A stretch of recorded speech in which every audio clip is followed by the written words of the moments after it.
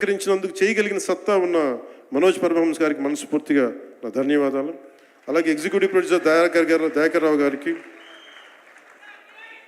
అలాగే ఆర్ట్ డైరెక్షన్కి చేసిన తోట తరుణి గారికి, అలాగే పాపం నేను పొద్దున కూడా చెప్పాను, ఈ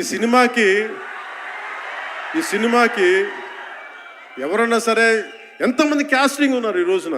విచిత్రంగా నేను నిధి అగర్వాల్ తప్ప ఇంకెవరు లేరు. మన భరణి గారు, రఘు గారు, చాలా మేజర్ క్యాస్టింగ్ ఉంటే ఎవరు లేరు.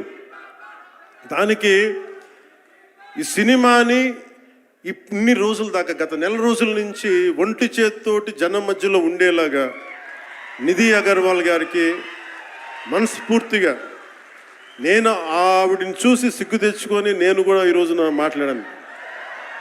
అంటే నువ్వు ఎంత ఉప ముఖ్యమంత్రి అయినా, అంటే ఢిల్లీకి రాజైనా తల్లి కొడుకేలాగా నువ్వు ఎంత ఉప ముఖ్యమంత్రి అయినా, నువ్వు ఈ సినిమాకి హీరో అని చెప్పుకొని నేను ఆవిడని చూసి సిగ్గు తెచ్చుకొని నేను కూడా మీడియా ఇంటరాక్షన్ చేశాను.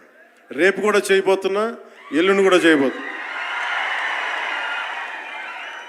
అలాగే నాకు బాబీ డియోల్ గారు, నేను చిరంజీవి గారు షూటింగ్స్ ఉన్నప్పుడు మన ధర్మేంద్ర గారితో చూసేవాడిని ఊటీలో. అలాంటి Bobby Deol acted as Aurangzeb, tyrant ruler. అలాంటి brilliant performance by Bobby Deol. I truly grateful to Bobby Deol for accepting this role. అలాగే తోట తరణి గారికి మనస్ఫూర్తిగా నా ధన్యవాదాలు. జే